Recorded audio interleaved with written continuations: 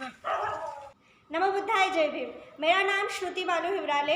मैं last year में हूँ, बीएससी केमिस्ट्री कर रही हूँ और इस पंचरत्न बुद्ध विहार में बहुत युवा अध्यक्ष के पद पर कार्यरत हूँ। इस पंचरत्न बुद्ध विहार से हमें बहुत कुछ सीखने मिला है।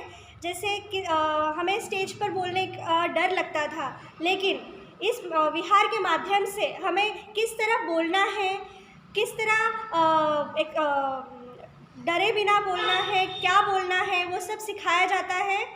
और हमें विहार के माध्यम से बहुत नई नई बातें सीखने मिली है। हमारे अंकल श्रद्धेय गौतम कुमार बौद्ध, श्रद्धेय बीके हिवराले जी, श्रद्धेय भालेराव सर, सब लोगों ने हमें बहुत कुछ सिखाया, इंस्पायर कर रहे हैं हमें। हमारा बौद्ध तथागत बुद्ध ने जो रास्ता बताया है उस पर किस तरह चलना है, वो सब हमें सिखा रहे हैं। ट्रेनिंग मीटिंग होता है यहाँ पर, जहाँ पे हमें सुबह में बौद्ध ज्ञान, हमें सुबह में धम्म परिचय शिविर होता है और शाम को ट्रेनिंग मीटिंग होती है। वहाँ हमें ट्रेनिंग दी जाती है स्टेज पर किस तरह खड़े रहकर बोलना है। पहले तो हमें यहाँ पे स्टेज पर खड़े रहने से भी डर लगता था, लेकिन इस माध्यम से, इस विहार के माध्यम से हमें ये सीखने मिला है किस तरह बोलना है। ये इससे हमें बेनिफिट हुआ है कि स्कूल में हमारी कंपटीशन होती थी तो हमें वहाँ पे डर नहीं लग रहा था। स्टेज पर कभी भी बोलिए हम बोल देते थे, क्योंकि हमें यहाँ से सीखने मिला है किस तरह बोलना है, वो भी सिखाया गया है। इस पंचरत्न बुद्ध विहार में पूरे साल के फंक्शंस है वो डिसाइडेड है। जैसे कि 1 जनवरी भीमा कोरेगांव दिवस यहाँ पे मनाया जाता है। फिर 26 जनवरी यहाँ पर बौद्ध ज्ञान संवर्धन परीक्षा ली जाती है, जिसमें 15 साल के बच्चों तक उनको MCQs टाइप पूछे जाते हैं। महापुरुषों के प्रति क्वेश्चंस होते हैं, जनरल नॉलेज होता है। और 15 के बाद जो बुढ़ापे तक जिनको देनी हो एग्ज़ाम, वो दे सकते हैं। फिर 14 अप्रैल अम्बेडकर जयंती बहुत जल्लोष से मनाया जाता है। रैली निकलती है, यहाँ पर फंक्शंस होता है, उनके विचार हम तक पहुँचाते हैं। बड़े बड़े लोग आकर हमें बताते हैं उनके साथ जो हुआ वो हमें कुछ पता ही नहीं था, लेकिन उन्होंने हमें बताया कि ऐसे ऐसे पहले हमारे साथ हुआ है। फिर वैशाख पूर्णिमा, बुद्ध पूर्णिमा, तभी हमें गौतम बुद्ध के रिलेटेड बताया जाता है कि उन्होंने मध्यम मार्ग, आर्य अष्टांगिक मार्ग, उसके बारे में बताया है हमें। फिर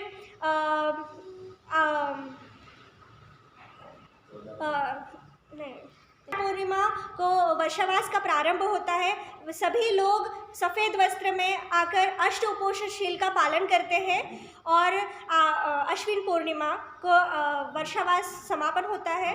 वर्षावास में बुद्ध और उनका धम्म, उसका पठन होता है, जो आनंद कौशल्या जिन्होंने उसे ट्रांसलेट किया है, हिंदी में ट्रांसलेट किया है। फिर 14 अक्टूबर धम्मचक्र प्रवर्तन दिवस, तभी उसी दिन 13 और 14 अक्टूबर को 2009 में इस बुद्ध विहार का उद्घाटन हुआ था और धम्मचक्र परिवर्तन दिवस भी है, उसी दिन मनाया जाता है। फिर 6 दिसंबर के दिन बाबा साहब का मृत्यु हुई थी। उसी दिन उनके विचार उन्होंने जो रास्ता बताया है, उनके विचार हमें बताए जाते हैं। और इस विहार का एक खासियत है कि इस विहार में कभी ताला नहीं लगा। विहार में कभी ताला नहीं लगा, भले कोई भी आए, सभी को वेलकम है। और इस विहार में पूरा सुबह में नित्य वंदना होती है 6:30 बजे, शाम को 6:30 बजे वंदना होती है। हमें मेडिटेशन, आनापान सती सिखाया जाता है, जिससे हमें कंसंट्रेशन बढ़ता है। उससे सत्यनारायण गोयनका जी, उनकी सीढ़ी बजाई जाती है। और सुबह से वंदना होती है। फिर दोपहर में लास्ट संडे को धम्म परिचय शिविर होता है। उसमें सुबह में प्रवचन होता है, मेडिटेशन होता है, आनापान सिखाया जाता है। फिर रिसेस होती है, उसमें सभी अपने घर से भोजन लेके आते हैं, सब साथ में मिलकर खाते हैं। और दोपहर में 2 से 4 ट्रेनिंग मीटिंग दी जाती है और शाम को वंदना 5:30 बजे वंदना होती है। नमो बुद्धाय, जय।